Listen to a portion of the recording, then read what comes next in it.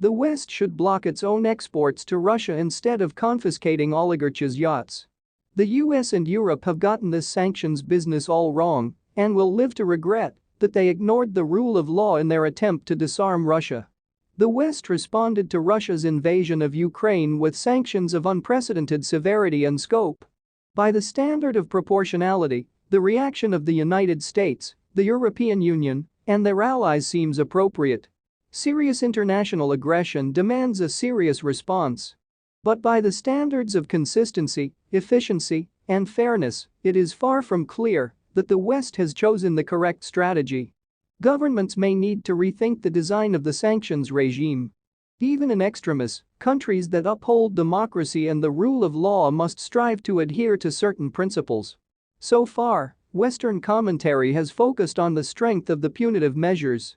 These have targeted trade by restricting exports of technology and imports of Russian oil and gas, finance by preventing transactions by designated Russian banks, official assets by freezing much of the Russian central bank's foreign exchange reserves, foreign investment by forcing Western firms to cease operations in Russia, and personal assets by expropriating possessions of Russian oligarchs and officials.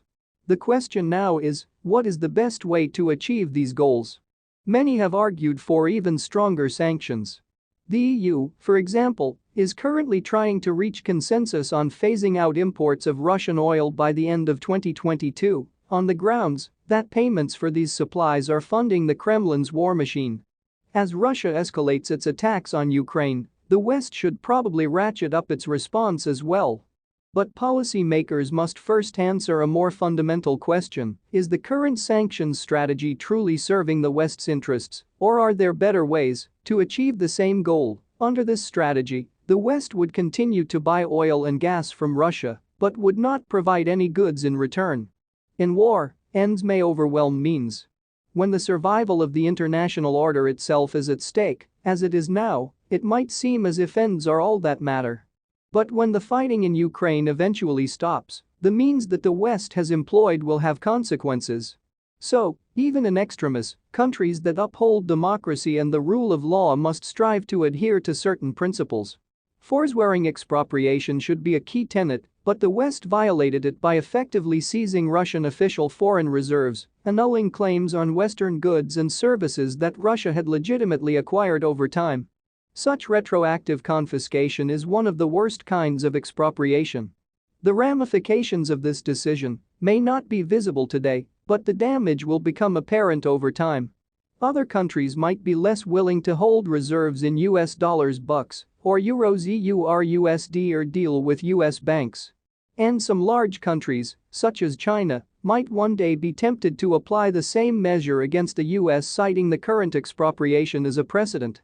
More broadly, freezing Russia's foreign reserves has damaged trust in the very international system that the West aims to preserve. In effect, Germany has managed to invert former Treasury Secretary John Connolly's famous quip directed at Europe about the dollar being our currency, but your problem. Dollar-related sanctions have become America's problem and Germany's solution. True, the sanctions on Russian trade and financial activities are not retroactive. But they reflect a misdiagnosis. The Western sanctions aim to inflict economic pain on Russia by depriving it of basic inputs and consumer goods. Russia is a classic commodity producer with relatively limited manufacturing capacity. It exports oil and gas while importing inputs to supply its factories and consumer goods to satisfy its population's needs. The sanctions are intended to curtail those imports, thereby reducing Russia's productive capacity and hence its ability to wage war. But seeking to curb the ways in which Russia can accumulate hard currency is a remarkably indirect way of reducing the country's imports. There is a much more straightforward means of reaching this objective: restricting supplies from the West. Ban all exports to Russia. Under this strategy, the West would continue to buy oil and gas from Russia, but would not provide any goods in return. Already, the US and the EU have banned exports of high-tech and dual-use products, which could be used by Russia's military. This list should be widened to encompass all exports. And diplomatic efforts should focus on expanding the number of countries participating in the export boycott. To ensure its legality, The World Trade Organization's national security exception should be dollars and euros, which it could use to pay for imports from other countries, such as China. But Russia would not find it easy to switch suppliers because Europe, the US and their allies currently account for more than 50% of the country's imports.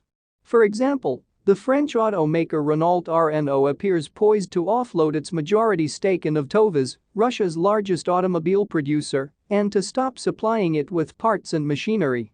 Redesigning the Lada manufacturer's cars and assembly lines will take time and resources, and meanwhile, production will grind to a halt.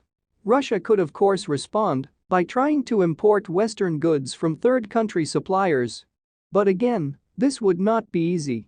The US has a system for monitoring such diversions and has already warned other countries that it will bring the full force of the law to hold accountable those that knowingly violate the new rules. Russia might also consider responding by stopping its exports of oil CL00 and gas NG00. But in the end, doing so would be far too dangerous to its strategic interest. After all, if it stopped accumulating foreign exchange, it would be unable to import anything at all from any country. Aside from efficiency, shifting to a supply-based sanctions strategy would have three other advantages. First, restricting exports to Russia, which account for only a small proportion of European and US exports and a smaller share of production, would reduce the costs of sanctions to the West and be far less disruptive to the global economy than ending energy imports from Russia. Second, an export-oriented approach would allocate the costs of sanctions more fairly. The burden would shift from European energy consumers to the far smaller number of Western firms exporting to Russia, which are much more able to absorb the costs. Finally, restricting exports to Russia would result in fairer